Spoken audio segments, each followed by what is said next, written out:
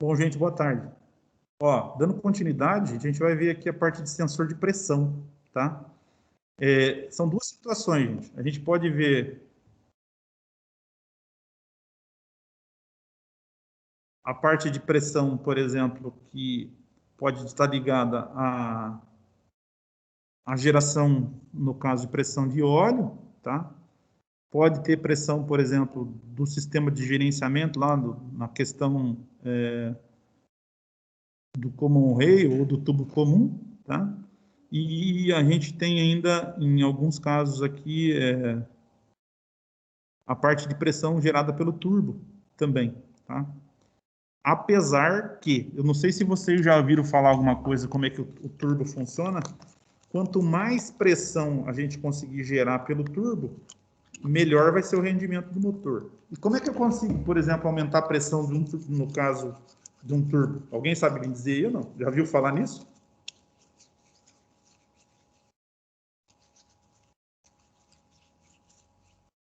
Gilson já ouviu falar? Lucas? Aí, ó, Otávio? Alguém já ouviu falar como é que Não. aumenta a pressão do turbo, não? São algumas variáveis, gente. A gente tem, por exemplo, se a gente falasse assim, eu tenho um turbo que é usado em carro, tá? Então, vocês vão ver uma válvula lá que regula, no caso, isso, por exemplo, para a descarga lá do turbo, vocês vão ver que... Por isso que dá aquelas cuspidas que o pessoal fala em casa. Para Westgate, caminhão... professor? Hã? Aquela Westgate? Não. A Não? Westgate, eu já explico para vocês o que é. Beleza. Mas se vocês pegarem aí e falar assim, que eu estou regulando a pressão do turbo, na verdade vocês vão ver que nos motor diesel, quanto mais rotação eu der no motor, ou ele trabalhar com a carga máxima, mais ele vai pressurizar o sistema, tá? Se vocês pegarem aí, quando o motor estiver trabalhando em baixa rotação, ele não tem pressão de turbo. Então, quer dizer que não tem efeito nenhum. Igual eu falo para vocês, tudo agora que a gente fala em eletrônica, no caso dos veículos, está melhorando algumas coisas. A gente tem hoje como, por exemplo, acionar a turbina mais cedo também. Então, existem situações que o cara consegue, por exemplo, que a turbina ela começa a encher mais cedo. Então, ela vai ter uma resposta melhor, por exemplo, do motor, mesmo em baixa rotação. Vocês vão ver que quando a gente tem a turbina, quando o motor está em alta, parece que ele tem um fôlego a mais. Então, porque, na verdade, ele está enchendo melhor, tá?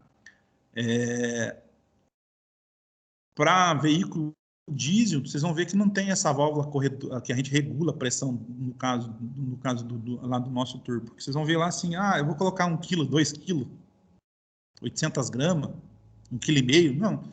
Não tem como a gente fazer isso, tá? Não foi preparado para essa forma. Mas, por outro lado, gente, vocês vão ver que com essas evoluções que a gente está tendo no motor, vocês vão ver que tem motor com turbina de geometria variável, que daí vai entrar essas situações que você acabou de comentar aí. O Westgate que você falou, ele é um sistema que ele diminui a rotação do turbo quando eu vou trabalhar no caso, em serra, em alturas que, no caso, tem diferença, por exemplo, de densidade ou o ar está mais rarefeito, alguma coisa assim. Porque se por acaso o motor continuar a rotacional, no caso da turbina, mesmo com o ar rarefeito, eu vou danificar o motor.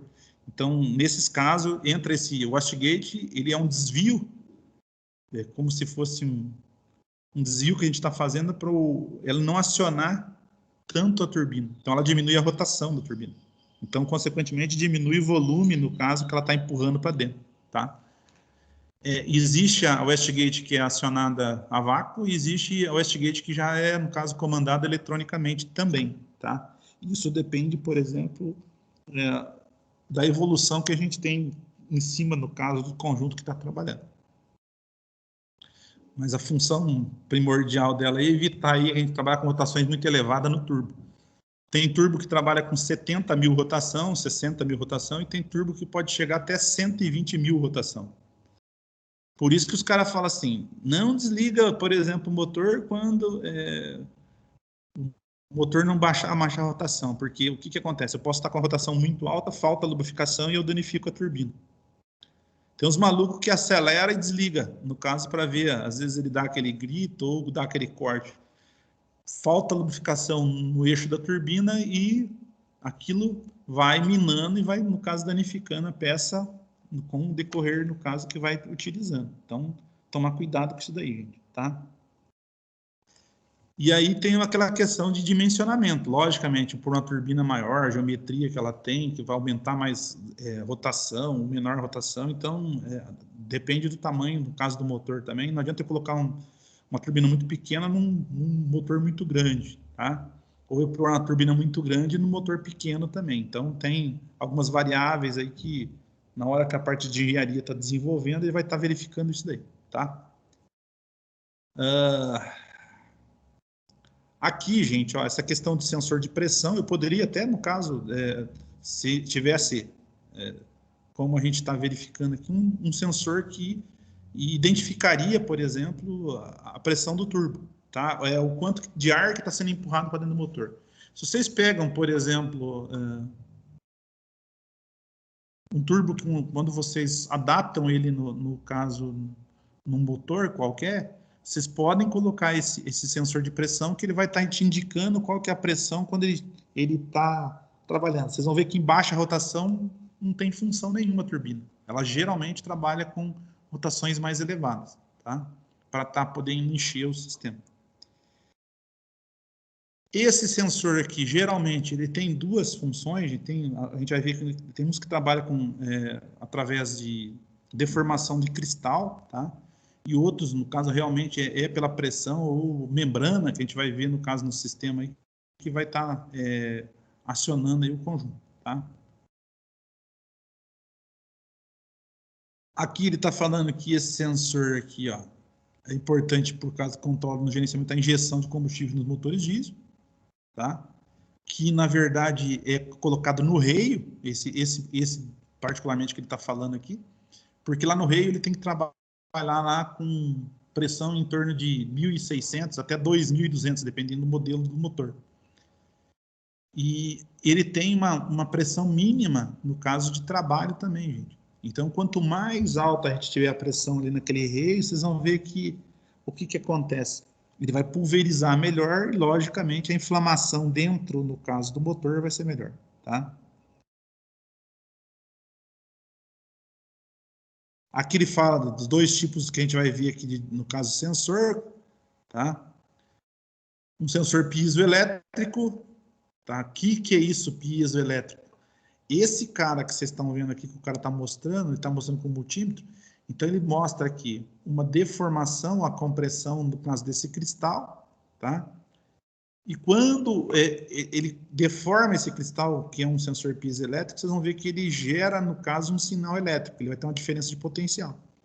E aí esse sinal, ele vai ser usado, por exemplo, pelo sistema para fazer, no caso, a variação, no caso de quantidade de combustível injetado no sistema, tá?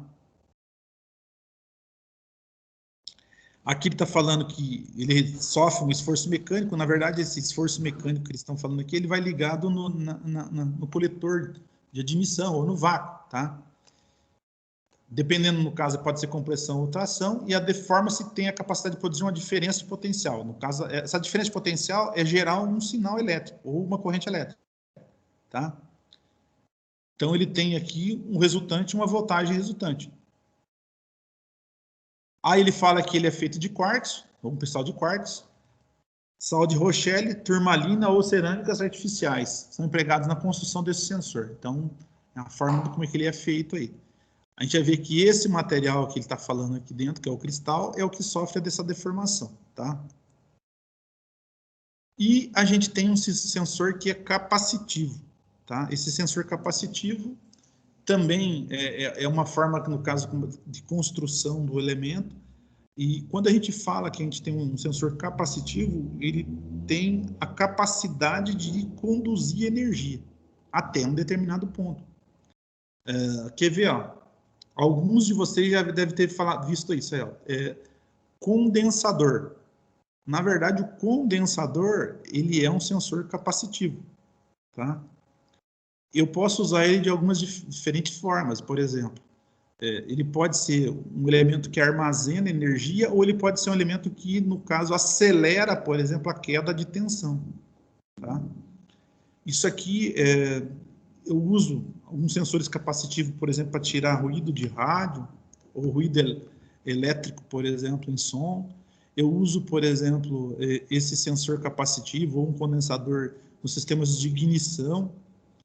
E se vocês abrirem, por exemplo, um circuito eletrônico ou, sei lá, de uma central, uma televisão, um rádio, o que for lá, que vocês pegarem que tem um circuito eletrônico, vocês vão ver que esses sensores, ele tem a capacidade de fazer o quê? Ou ele zera para dar uma queda de tensão rápida, para ele ter uma resposta ou um sinal elétrico, ou ele, no caso, vai ficar carregado para ficar alimentando, no caso, por um determinado tempo de corrente, no caso, aquele sistema, tá? Tem aí o pessoal que faz essa capacitância que ele fala aqui, ó, a variação de capacitância é a forma como que ele vai, no caso, estar conduzindo. Tem elemento capacitivo, por exemplo, que ele tem uma capacitância mais alta ou capacitância mais baixa, e depende, no caso, que tipo de condensador que a gente tem, tá? Ou o sensor capacitivo. Então, ele tem aqui que ele detecta a variação de capacitância ou ele detecta o quê? A diferença que eu tenho de condução de energia, que são convertidos em valores de tensão em um circuito feito para capacitores e resistores, alimentada por uma fonte de tensão, que seria a alimentação, no caso desse sistema, tá? Aqui ele fala que como é que é feita, no caso, essa variação de capacitância, causada pela alteração da área de placa. Essa área de placa ela pode ser maior ou menor, tá? Alguns capacitores, eles são feitos diferente, ele não é feito com placa, ele é feito, no caso, enrolado, tá? Que ele diminui espaço, mas o tamanho, no caso dessa placa, é proporcional em relação ao que a gente vê dessa forma, tá?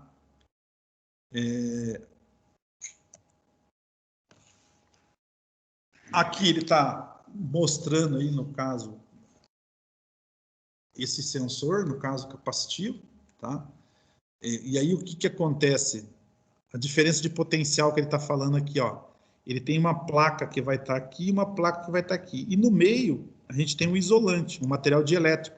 Ou, ele fala aqui de dielétrico porque ele, no caso, ele vai isolar até um certo ponto. Quando a tensão ultrapassa, no caso, aquela parte de isolação, eu tenho uma condução de energia.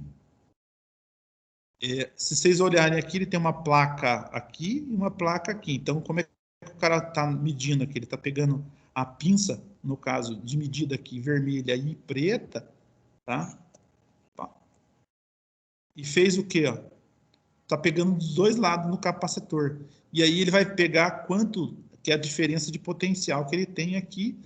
E aí eu vou saber quanto, no caso, que ele pode estar conduzindo ou não. Tá? Então, tem aqui as duas placas aqui e a deformação que foi ocorrida aqui no caso do sistema. Por causa da pressão, é lógico. Né?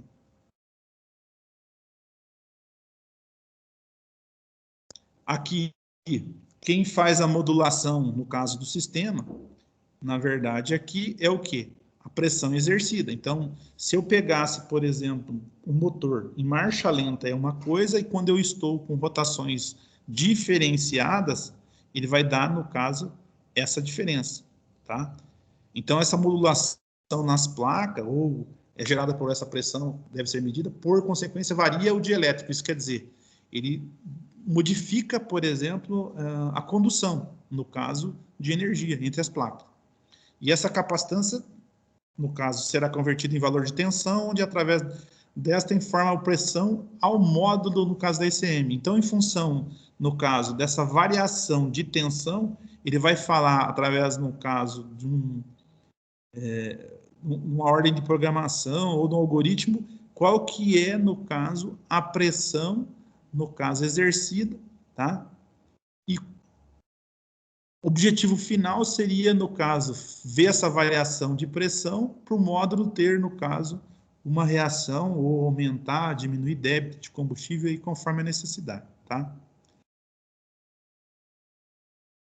Aqui, ele fala aqui, ó, chamando a atenção, no caso, ó, como uma quantidade de energia elétrica produzida de baixa potência incorpora seu sensor em um amplificador de sinal. 3 fios de ligação são utilizados, 2 fios para alimentação e 1 para sinal. Então, nesse caso aqui, o sensor de pressão, piezoelétrico, igual a gente está falando aqui, ou capacitivo, vocês vão ver que ele tem, no caso, 3 sinais. 2 de alimentação, seria o positivo e negativo, e o sinal, no caso, que vai para o módulo, tá?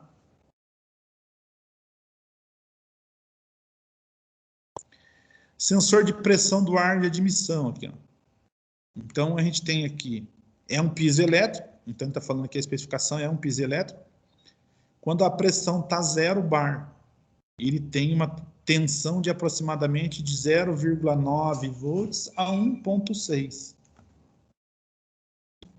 E pressão de 0,4, no caso 420 ou 42 aqui, 1,30 a 1,53. E assim a gente vai subindo ali até chegar a 2,74, em que eu tenho a tensão de aproximadamente de 3,07 a 3, no caso, 0,6.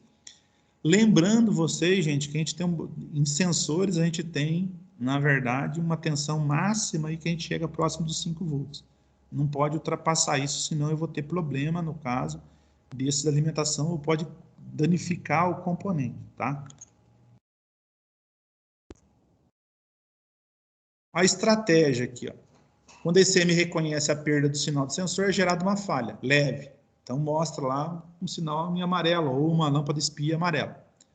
O valor fixo, no caso, vai ser gerado de 5,08 bar e é adotado um padrão de funcionamento para a pressão e o motor apresenta fumaça preta. Isso quer dizer que, quando ele apresenta essa fumaça preta, ele está o quê? Ele está aumentando o débito. Então, ele vai trabalhar com, no caso, excesso de combustível, tá? E se a pressão em marcha lenta for maior que 0,5, apresenta fumaça também preta, tá? Mesmo na marcha lenta, quanto ali aquela parte de... quando ela está funcionando com o padrão, no caso, para poder, no caso, chegar, ó, aquilo que eu falei para vocês. Quando é uma falha dessa que é leve, eu tenho condição de verificar isso e vou, no caso, ter que levar ela até a oficina ou chamar o técnico, ou vou parar, no caso, a máquina. Então, eu tenho condição de levar ela no barracão ou na sede da fazenda, alguma coisa assim, se necessário for fazer, no caso, o reparo, tá?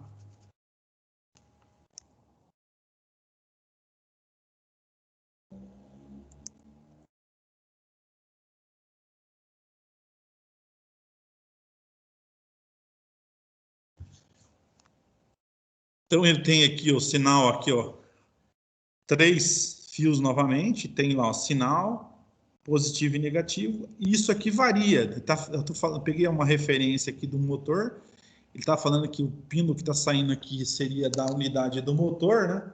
E tem a numeração que sai da central e a numeração que entra, no caso, no meu sensor, tá? O formato dele ali que vocês estão vendo, que ele vai ter um local que ele vai ter que entrar e via a pressão que vai estar acionando aí o conjunto na parte interna, onde ele fica encapsulado.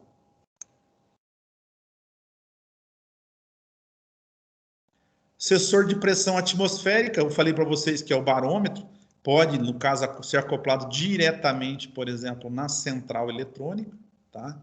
Em alguns casos pode ser que não, aí depende, no caso, também é um sensor piezoelétrico. E a gente tem aqui a altitude, ó. Quando eu estou a 0, no caso metros, ou na altura do mar, a pressão em milibar de 1010 aqui, né? E a tensão varia do caso de 3,65 a 4,28, 4,5 praticamente. E a altitude de 915, uma pressão vai dar em milibar de 910 milibar. Ele pode dar a pressão em milibar ou pode dar a pressão em milímetros de mercúrio também, tá? 3,6 a 3,60. 1.830 metros aqui. A pressão em milibar em 810, 2,52 a 2,96. 2.744, 720 milibar, 2,1 a 2,36. E aí, quando eu estou com altitude maior, em torno de 3.600 metros, ele tem uma pressão em milibar de 640 e uma tensão de alimentação de aproximadamente 1,57 a 1,84. Por que ele está dando esses valores aqui para vocês, gente? Ó, então, é duas situações. Eu posso, se eu tiver como medir isso aqui, eu aplicar, por exemplo, um vacômetro, eu posso estar verificando essa pressão e a tensão de alimentação, quando eu aplico essas pressões aqui, eu estou simulando a altura. E quando eu simulo essa altura, eu vou ter essa variação de tensão que a gente está aqui. Por isso que a gente fala assim que eu tendo a tabela em mãos, eu consigo fazer a variação mesmo que a máquina não esteja funcionando, ou o motor não esteja funcionando. Então, eu simulo para que eu, no caso, veja o funcionamento, se está dentro do parâmetro do funcionamento do motor, o sensor que a gente está aplicando no motor. Aí tem aqui, quando a ICM reconhece a perda do sinal do sensor, é gerada uma falha leve novamente. Ela vai ter um valor fixo de mais ou menos 1.270. Se vocês pegarem lá, ele está quase no meio ali, no caso daquilo, então é uma estratégia que foi utilizada parametrizando para poder funcionar o motor, tá? Então ele usa isso como padrão de pressão. E para pressões de até 450 milibar, a ECM modifica o débito de combustível, visando o melhor funcionamento do motor. Isso quer dizer, se a pressão estiver muito baixa, ele, para compensar, ele alimenta muito mais, no caso, com combustível. Tá? Por isso que ele aumenta esse débito, ou oscila, ou modifica esse débito. E abaixo, no caso aqui, 450, esse MG é uma falha leve e o valor de 1.270 é adotado em padrão para pressão. Tá? Então, ele vai ter um parâmetro ali que ele vai estar travando em função disso daí também. Isso aqui é tudo pré-determinado, não é a gente que determina, gente. Não tem como, por exemplo, eu vou lá, vou determinar, vou travar, não. Isso aqui, a programação que foi feita na central ou o código-fonte lá que foi utilizado, ele já está pré-programado dessa forma para estar sendo utilizado, gente, tá?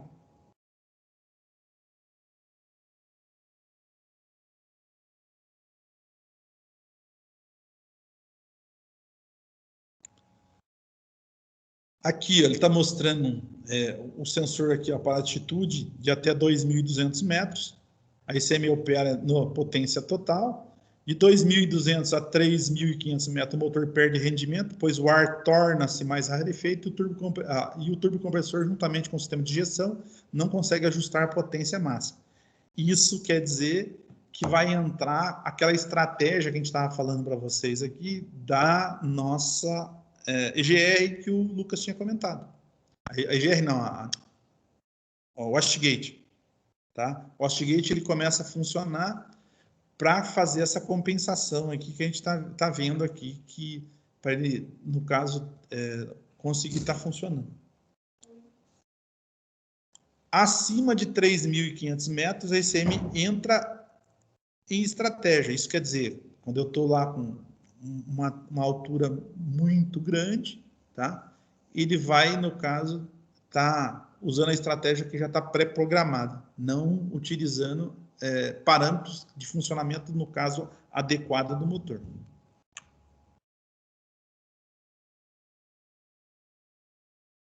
Sensor de pressão do reio está aqui, ó, que na verdade seria aqui para nós pressão, no caso, 0 bar, 0,5 no caso volts, 400 no caso bar em torno de 1,39, 700 2,6.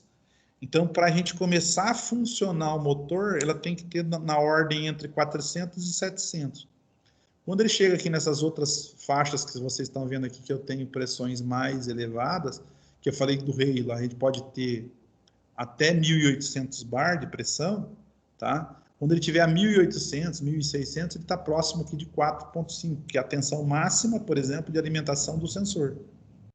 Tá? Então, na hora que eu funcionar o motor, que ainda não estou dando carga máxima, eu posso ter, no caso, um intermediário entre 700 e 1.000 aqui, seria a pressão de funcionamento em média carga, que a gente fala no caso do motor, ou em porque ele não está nem em marcha lenta e nem em rotação máxima no caso do motor.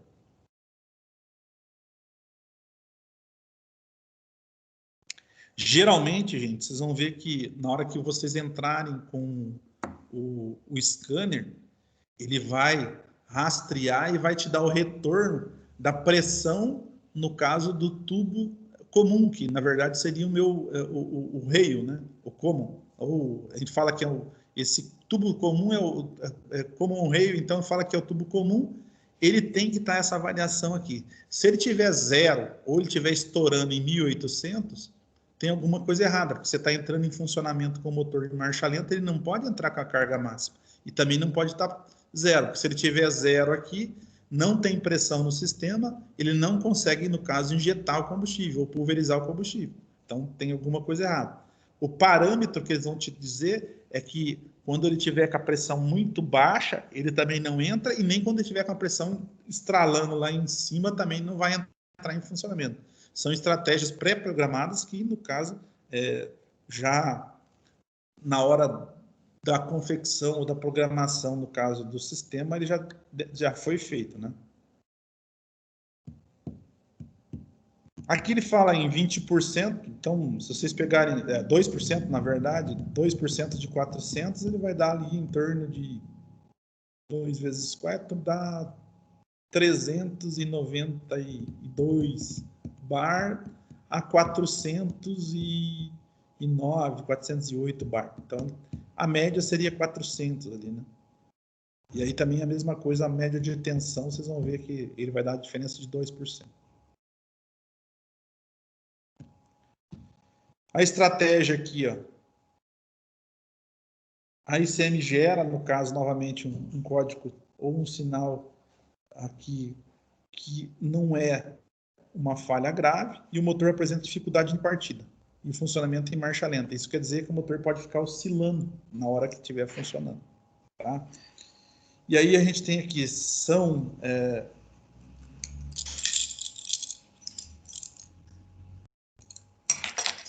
utilizados valores de pressão internos do módulo conforme a relação no caso do motor. Em marcha lenta, por exemplo, a pressão fica em torno de 1000 bar. Aquilo que eu falei para vocês que é a média lá no caso quando ele está em marcha lenta. Tá? E se tiver uma estratégia que está dando um problema lá e ele não consegue funcionar, eu não vou conseguir, no caso, dar a carga máxima do motor e ele não vai ter rendimento. Então, são formas que eu vou estar verificando aí o funcionamento do nosso motor. Então, os sensores são muito parecidos, que a gente está vendo aqui, ó, também um sensor, no caso, com 3 pinos. Nessa central que ele está falando que é o pino 25, 47 e 37. Então, no 47 eu vou ter que ter um negativo, no 37 eu vou ter que ter um positivo 5 volts, e no 25 vai entrar o sinal que é o retorno que eu saio no caso do quê? Do meu sensor, tá?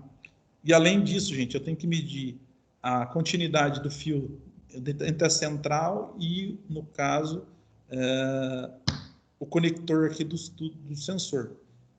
E esse sensor aqui, é aquilo que eu falei para vocês, se eu tiver um vacômetro na minha mão, tá, ou como conseguir variar essa pressão aqui interna, eu posso, no caso, fazer aqueles testes de valores que a gente tem lá, a gente viu, tá? Aqui, sensor de pressão do óleo lubrificante do motor. Então, eu tenho aqui pressão 0, 0,65 a 0,900 volts. De 2,75 bar aqui, ele vai dar em torno de 1,68 a 2,1. 4,46 dá 2,59 a 3,10. Aqui eu digo para vocês, existe duas formas a gente está verificando aqui. É que esse cara aqui é um parâmetro que a central toma para o funcionamento do motor. Agora, se eu precisasse, por exemplo, funcionar o motor e eu não precisasse desse parâmetro, eu poderia colocar um manômetro aqui e ia ver se essa pressão aqui estava subindo ou não.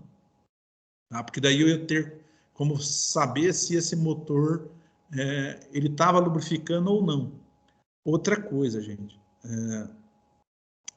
motor frio. A pressão é maior ou a pressão é menor? O que vocês acham?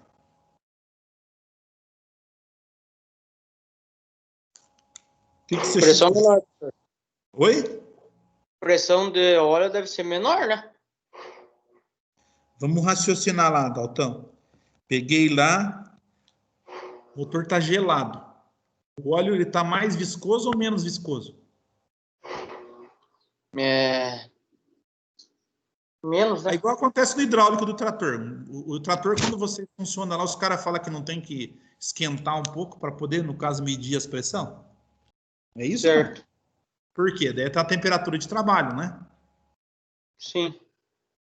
A tendência, gente, quando a gente pega qualquer sistema de lubrificação ou hidráulico, quando vocês estão com ele gelado, frio, a tendência é que a viscosidade é maior e a pressão vai ser maior. Porque o óleo vai ter dificuldade de fazer o quê? Escoamento, tá? E nesse caso, aumenta mais a pressão. Quando a gente aquece o motor, vocês vão ver que a tendência, no caso, diminuir o quê? A pressão, tá? Então, se vocês pegarem o motor, depois que ele estiver aquecido, se vocês colocarem em marcha lenta, a pressão tende a cair, tá? Por quê? Quando vocês quiserem que aumenta, no caso, a pressão, o que vocês vão fazer? Vocês vão acelerar e a bomba o quê? Aumenta o quê? O volume. Quando ela aumenta o volume, eu consigo aumentar a pressão. É assim que funciona também o sistema hidráulico que vocês trabalham aí, por exemplo, no trator ou na máquina, o que for. Quando ele está frio, por isso os caras falam para vocês aquecerem, para vocês já ter um parâmetro, no caso, com ele na temperatura, no caso, normal de trabalho, porque daí, se tiver alguma perca ou tiver muito desgastado, pode ser que a pressão não suba. E quando ele está, por exemplo, frio, ele vai ter mais vedação e, consequentemente, a pressão vai estar mais alta. Tá? É uma coisa que a gente pode tomar cuidado aí, principalmente se vocês pegarem sensor de pressão, por exemplo, do hidráulico, alguma coisa assim. Por isso que o pessoal pede para vocês fazerem lá, medir as pressões já com o motor a 60, 80 graus, lá o óleo. Então, para evitar dar essa diferença, por exemplo, em valores, na verdade, né? Então, toda vez que vocês pegarem sistema hidráulico ou de lubrificação, de preferência façam, no caso, o aquecimento e depois façam, no caso, as medidas, no caso do sistema. Aqui ele está mostrando aqui até pressão zero bar, na verdade, zero bar nós vamos ter se tiver desligado o sistema, porque a não ser que esteja tudo laceado, não tenha mais nenhuma, não tenha, no caso, mais nenhum lugar que esteja segurando pressão.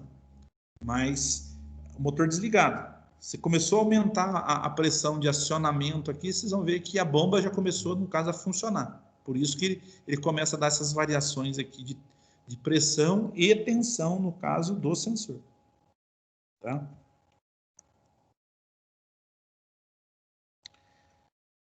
Estratégia, gente, ó, a ECM reconhece a perda do sinal do sensor e gerada uma falha leve. O valor fixo de 0,16 bar, tá? Ou 160 miligrama, ou milibar aqui. E é adotado o padrão de funcionamento, no caso, para a pressão. O LED vermelho do indicador de pressão do painel acende e apaga alternadamente. E o alarme sonoro é acionado, tá? Nesse caso. Quando o valor de pressão for igual a 2,2 bar e a rotação estiver acima de 1.750 RPM, a ECM gera uma falha grave. Então, está prestes, no caso, a foder com o motor, na verdade. Tá? Vai lá danificar o motor inteiro. E aí ele gerou no caso, a falha grave e despotencializa o motor. Porque daí o que acontece? Limitando a rotação a 1.700 RPM. Eu não consigo aumentar isso daí. Então, por que ele limita até 1.700? Dependendo da situação, se não for falta de óleo, gente, não for falta de óleo, eu consigo levar o motor, por exemplo, às vezes a máquina, mas toda vez que a gente tiver uma falha grave, no meu ponto de vista, eu indico para o cara não continuar funcionando a máquina, porque vai ter problema. Se acende uma luz vermelha, na verdade, é chamando a atenção no máximo. Se você permanecer com aquela lâmpada vermelha acesa ou querer andar ainda por um período, você vai estar por conta e risco. Que às vezes pode ser que com falta de lubrificação ou excesso de temperatura no sistema e o óleo passou de uma condição que é com viscosidade, passou um estado líquido e não tem mais viscosidade, então acaba, no caso, danificando o motor, tá? Então, tomar cuidado com relação a isso daí.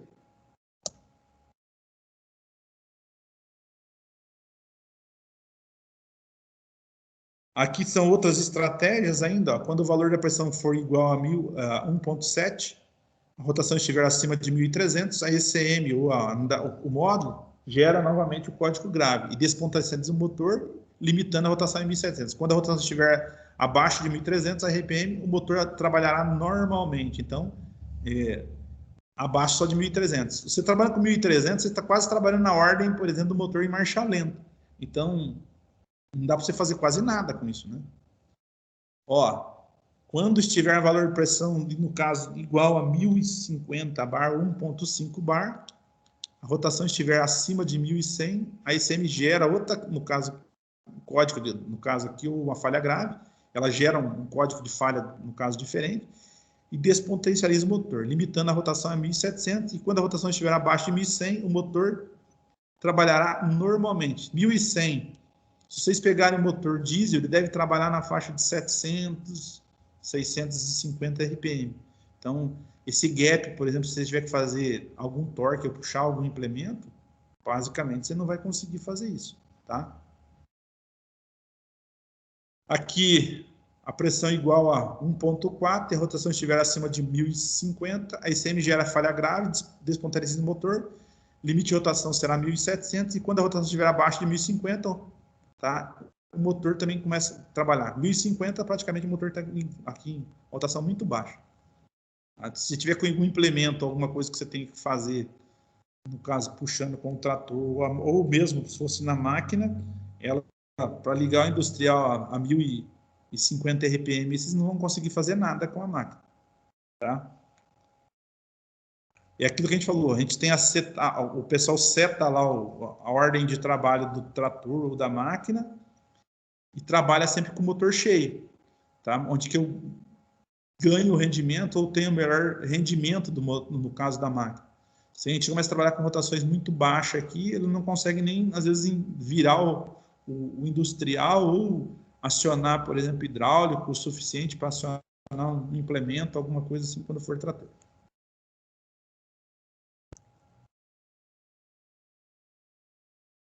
Aqui ele está trabalhando com coisa mais baixa ainda lá. Então, em torno de 900, 1.2 bar, 900 RPM.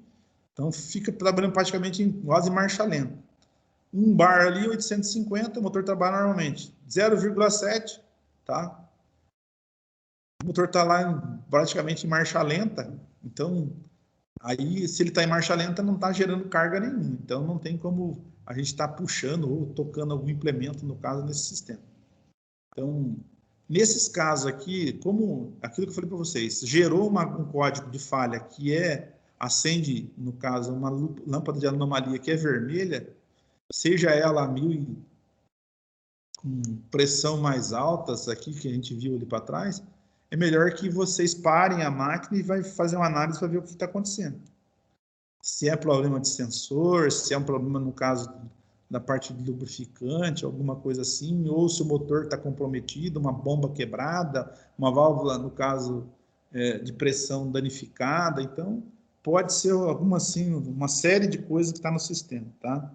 Então, é melhor que faça a averiguação. E lembra que eu falei para vocês, motor, até então, a gente falava assim, motor não é muito caro, mas se você estourar um bloco do motor, um cabeçote, um virabrequim, a brincadeira vai ficando bem mais cara, tá? Acho que o pior que tem aí é o bloco, no caso do motor. As outras peças até acha aí peça que custa 15, 20, 18, 25, depende no caso do que peça que é, que vocês vão ter que substituir. Jim, você tem feito algum orçamento de algum motor, alguma coisa lá, não? Você está trabalhando garantia só.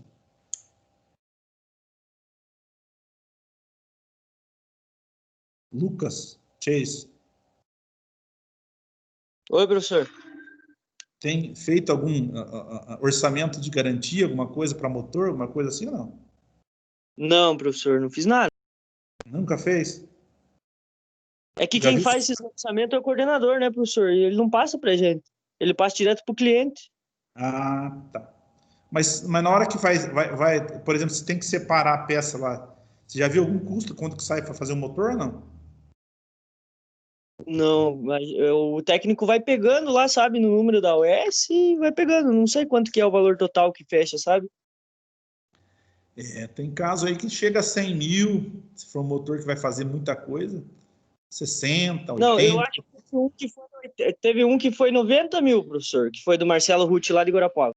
É paulada, viu, cara? Se você falasse no motor 90 mil, tem muito. É que assim, igual eu falei para vocês fazendo dentro da concessionária, vocês têm o valor de referência e vocês têm que dar, no caso, a garantia de 1 ano.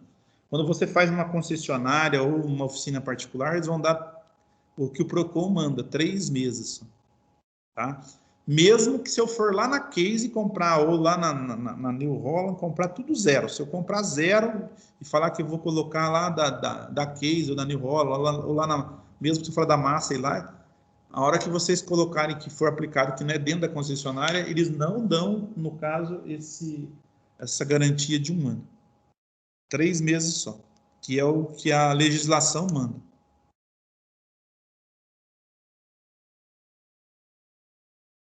Vocês podem ver que o posicionamento, os tipos de sensor são muito parecidos um com o outro, gente. Não é uma coisa assim que é totalmente diferente. Então, a gente tem que olhar muito a questão de part number, onde está sendo utilizado esse cara aí, ó. Antes, por exemplo, a gente falar que são, no caso, sensores iguais, tá? Aqui, ó, o motor não é desligado por falta de pressão de óleo, o ponteiro indicador de pressão do painel entra na faixa. Não estou enxergando aqui.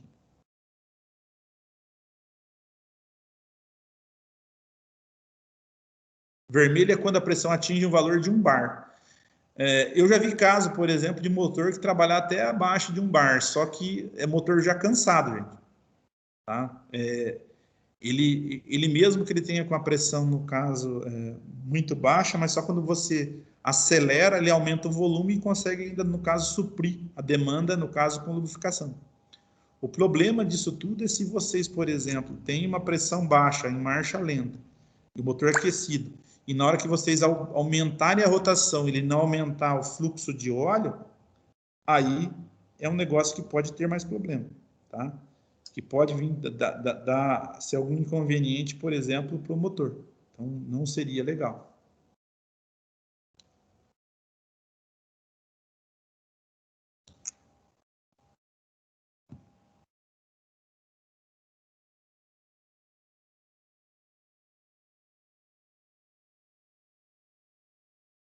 Sensor resistivo. Lembra que eu falei para vocês aqui a questão do pedal de acelerador? O pedal de acelerador, na verdade, é um potenciômetro. Então, se vocês pegarem algumas máquinas ou veículos que se vocês pegarem lá, em vez de ele ter um cabo com acelerador lá que vai até lá no motor para aumentar ou diminuir o débito, nesse caso aqui ele só vai ter uma pista. Então ele tem aqui essa pista aqui e aqui tem uma parte que fica pegando em cima dessa pista. Esse sensor é composto por um resistor cuja resistência elétrica pode assumir diferentes valores de acordo com a variação de posição do conector numa trilha ou faixa de deslizamento.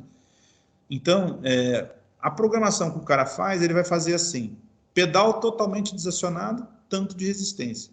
E aí, quando ele começa a mudar ou pisar no acelerador, ele vai começar a fazer as variáveis que a gente tem no caso de resistência. Quando ele faz essa variável de resistência, ele informa o módulo e vai, no caso, alterar o débito de combustível, no caso, em função disso. Por quê? Se aqui, quanto mais eu acelerar esse cara aqui, maior vai ser o débito de combustível. Então, eu estou querendo uma carga máxima, no caso, do nosso motor. Então, o que ele responde que, na verdade, ele tem que gerar, no caso, mais débito de injeção. E, consequentemente, eu ganho torque e, no caso, potência do motor. Aqui ele está falando aqui, em alguns casos, ó, a gente trabalha com 2 resistores. Trabalha um resistor que vai de 0 até 5 volts e o outro resistor que vai de 5 até 0 volts. Por que eles trabalham com 2 resistores? Porque esses 2 resistores, gente, para ele não perder, no caso, a sincronização. Isso quer dizer que se tiver desgastado um sistema desse, ele não vai ficar com buraco na aceleração, tá? E aí eu tenho que fazer, no caso, na hora que eu for fazer uma análise desse cara aqui, ou do sensor ou pedal de acelerador, eu tenho que verificar esses 2, no caso aqui, sinais, tá?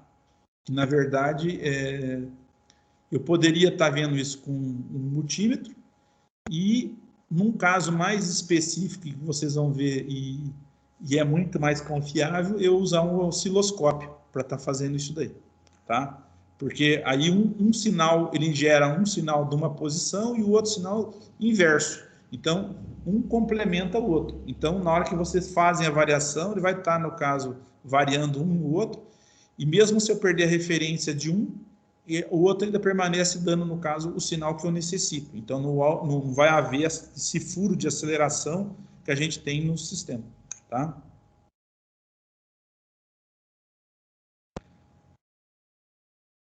Aqui ele está mostrando a trilha que a gente está falando aqui para vocês, ó. E o que a gente tem aqui?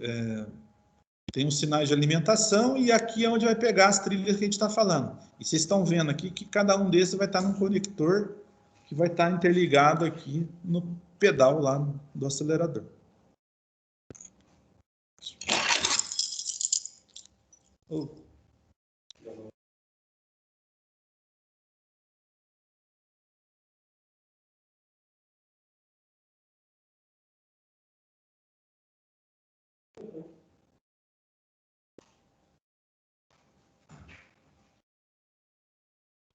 Aqui ele está fazendo um comparativo, gente, que é para veículos, no caso aqui, automóveis, tá? Então ele está mostrando aqui um dos fabricantes aqui, ele falando que é a Ela, mas a gente tem que ver qual que é a aplicação que a gente tem aí, por exemplo, lá nas máquinas, tá? Se a gente pegar, por exemplo, um sistema que já usa aí, sei lá, o FTP, que é usado lá na case, então ele vai ter um sensor desse aqui, resistivo potenciômetro, tá? 2 estratégias, aqui está mostrando a perda de alimentação da trilha 2, ó, R2, nos pinos 1 e 5 do sinal, e do pino 6. A ICM gera falha no caso leve, então mostra aqui. E na perda de alimentação da trilha 1, R1, nos pinos 2 e 3, e no sinal do pino 4, a ICM gera uma falha grave. Então, um vai, no caso, acender, por exemplo, como se fosse uma falha leve, não tem necessidade, você não perdeu ainda a aceleração. E quando você, no caso, utilizar a trilha 1, vocês vão ver que ele vai perder essa aceleração e aí eu não tenho como tocar, no caso, o funcionamento. E aí está vendo aqui, ó, em todas as situações, a estratégia pedal não acelera e o motor fica em marcha lenta. Então você pode socar o pé lá que não vai adiantar nada, tá? Então não tem como eu andar com a máquina, na verdade, né? E não tem como eu chegar lá e falar para vocês, vocês vão lá no motor, acelera lá no motor que vocês vão conseguir acelerar. Se é feita, no caso, via sistema digital, não tem como eu, no caso, com o sistema mecânico, chegar lá e fazer essa variação aí que a gente está falando para vocês, tá?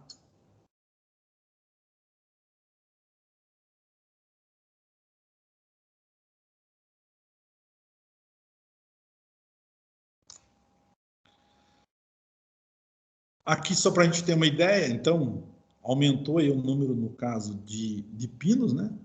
Então, eu tenho R2 e R1, então ele está mostrando aqui, ó, o R2 é o número 1 aqui, R1 é o número 2, no caso do pedal. Aí eu tenho o negativo do R1, o negativo do R2, sinal de R1 e sinal de R2.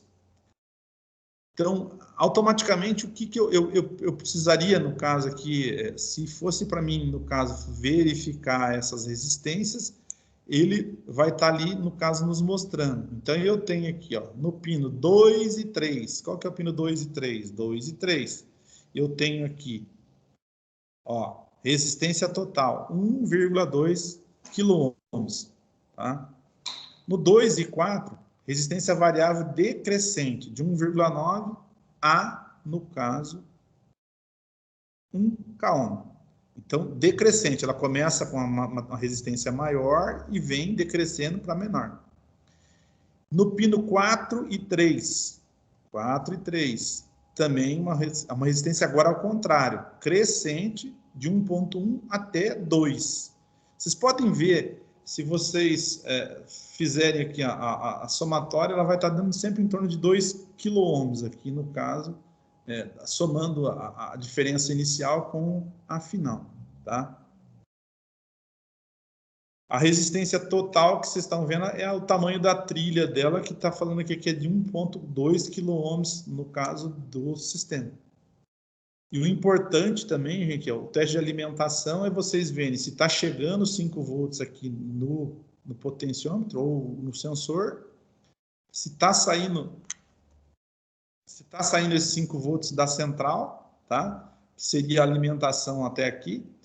E se não existe esse fio rebentado da central até, no caso, o potenciômetro. Tá ok? Aqui ele fala que entre o pino 3 e 4. 3 e 4. Ó. Sinal aproximado de 0,5 a 4,5 volts para ECM. Tá?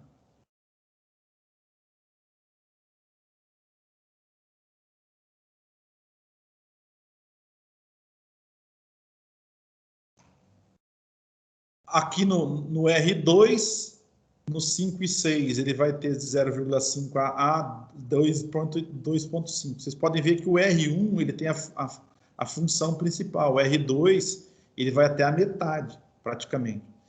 E aí a gente tem algumas coisas aqui, ó. Entre o pino 5 e 1, resistência total de 1,7.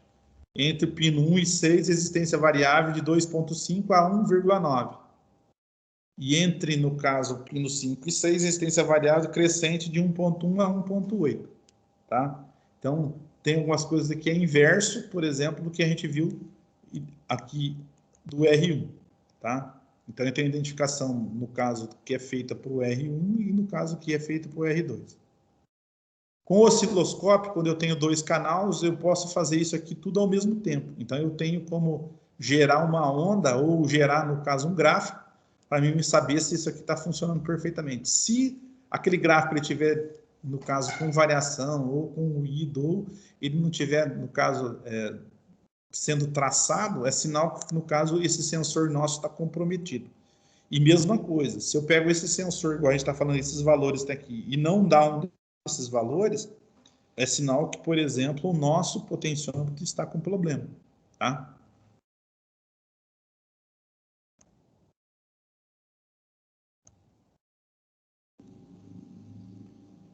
Aqui ele está mostrando o esquema, no caso elétrico, do pedal do acelerador. Esse fabricante aqui é o fabricante que faz esse tipo de acelerador para esse motor. Então, eu tenho aqui o fechamento, ó, negativo e positivo. Tem um resistor aqui que é 1,2 mais ou menos 0,48. Esse resistor aqui é aquela chapinha que ele pega ali, que no caso, uma fita, no caso, resistência. Tá? Então, a gente vai ter ali que ela vai estar trabalhando. Então, essa parte que vocês estão vendo aqui, ó, no caso, a variação que a gente tem. Tá? Então, o sinal, no caso aqui, analógico do 1 e o sinal analógico no caso de 2. Tá? Então, os dois estão interligados, igual vocês estão vendo aqui. A hora que eu estiver acionando, ele vai dar a variação, no caso aqui, ele tem alimentação de 5 volts, tanto um quanto o outro, negativo e negativo. Tá?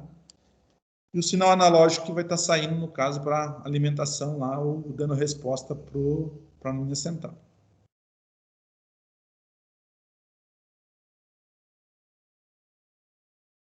Essa válvula reguladora de pressão, só para a gente finalizar aqui, gente, a válvula reguladora de pressão, ela vai estar conectada aonde? Na minha, no caso, bomba de recalque, tá? Essa válvula tem a função de controlar, no caso aqui, a quantidade, o volume de combustível a ser enviada para a bomba de alta pressão do sistema de injeção de combustível. Aonde que ela fica acoplada? Justamente na bomba de alta pressão, na entrada, tá? Ela realiza a dosagem desse volume e controla por meio de pulsos elétricos, conhecidos como pulsos de PWM, tá? Que, na verdade, são pulsos com largura, né, diferentes. Então, dependendo a carga que eu tenho no motor, ele vai aumentar ou diminuir essa carga, vai aumentar ou diminuir, no caso, o comprimento desses pulsos e, consequentemente, aumenta, no caso, diminui a pressão, no caso de alimentação do sistema.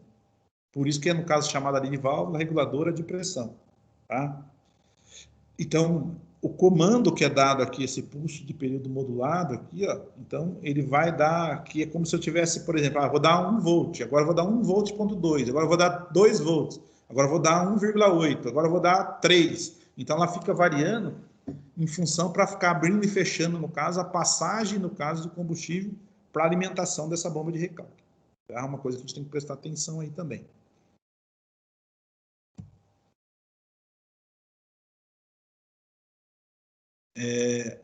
Essa sigla PWM aqui é uma sigla que foi, no caso, em inglês, pulso com largura, no caso, diferente, é um modulado, então são diferentes, no caso, essas variações, né?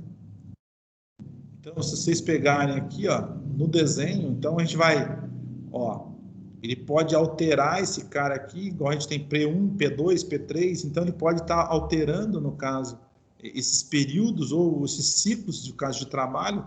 E o que aconteceu? Ora, ele pode estar com o pulso, no caso aqui, ó, ciclos ou períodos da mesma duração, constante. Então, o P1 aqui ele tem um período igual, mas, por exemplo, a largura dele mudou. Então, aqui, ó, ele pode estar com 25% e aqui 75%. Aqui ele está com 25% e aqui ele está com 75%. Então, o tempo, no caso, em que fica energizado e desenergizado, por exemplo, o que? Essa válvula reguladora, no caso, de pressão, tá?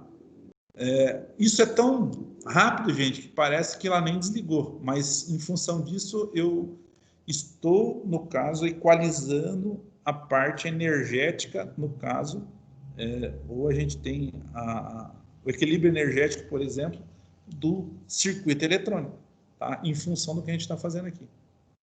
Porque eu não estou trabalhando só com um solenoide, um in-out ou off, on-off, que seria ligado e desligado. Então, quando eu mudo essas larguras de pulso, eu vou conseguir, no caso, ter variações e aí eu consigo respostas ou, vamos colocar assim,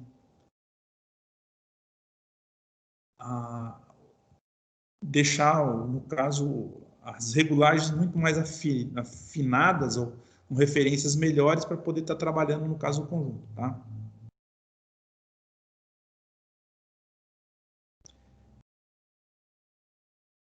Aqui, ó, ele só mostrou que lambda aqui, ó, que na verdade essa letra grega aqui, ó, o lambda que ele está mostrando aqui, lambda 1, lambda 2, lambda 3, tá? É o tempo em que permaneceu energizada. Então, na P1 aqui, ela permaneceu menos tempo, no caso, energizada. No P2, ela aumentou esse tempo, tá? No P3, tá? Ele está um pouquinho menor, então ele pode ficar fazendo essas larguras de pulso diferentes, uma em relação ao outro. E aí ele está falando que esse pulso sempre ocorre dentro de um ciclo ou período de trabalho. E aí a conclusão final é que no pulso PWM, o que acontece? A gente tem um intervalo de tempo, duração dos pulsos, são variáveis. Isso quer dizer, ele fica mais tempo energizado ou menos tempo energizado. Então, quem que determina isso é justamente esse cara. Aqui, gente, não tem como eu medir isso aqui com um multímetro. Então, eu teria que usar um osciloscópio para ver, no caso, essa variação de tempo, tá?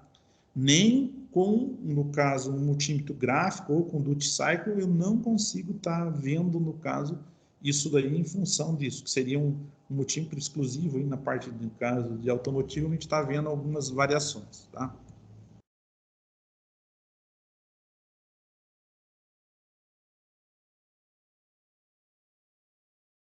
Aqui, só explicando para vocês, quando a gente, no caso, altera essas variações de tempo ou pequeno tempo, a energização, a válvula permite a passagem de uma pequena quantidade de volume de combustível para a bomba de alta pressão, e, no entanto, se o tempo de energização for maior, mais combustível será, no caso, disponibilizado. Então, ele fica fazendo variação para aumentar ou diminuir, no caso, o débito de combustível, para aumentar e diminuir o quê?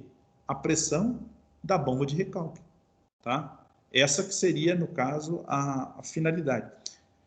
Já existe, gente, por exemplo, esse sistema PWM, vocês viram aí que tem um monte, no caso, em sistema hidráulico, já usa muito isso, quando a gente fala de hidráulica proporcional, e também, no caso, nos bicos injetores também dos motores. Já existe alguns motores que já usam bicos com sistema PWM, tá?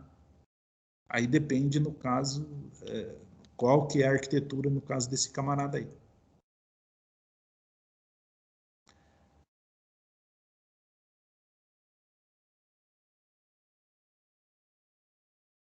Aqui, a explicação aqui por que faz isso, gente, é que à medida, por exemplo, que a gente tem pulsos diferentes, ocorre variações, no caso, da pressão interna, no caso do motor. Então, tem hora que eu vou precisar mais débito, menos débito, maior pressão, menor pressão.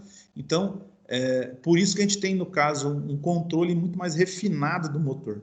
E até então, quando a gente tinha um sistema mecânico, eu não conseguia isso, tá? Porque a resposta mecânica não é tão rápida igual a gente tem uma resposta, no caso, eletroeletrônica.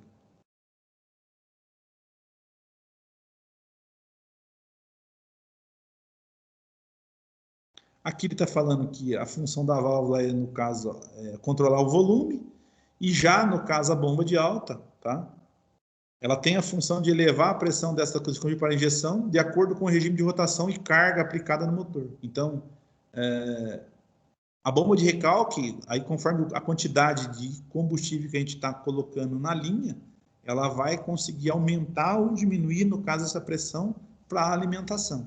Logicamente, a gente vai pegar uma pressão muito mais alta quando o motor tiver com a carga máxima, ou ele estiver necessitando lá que você chegue às potências máximas do motor.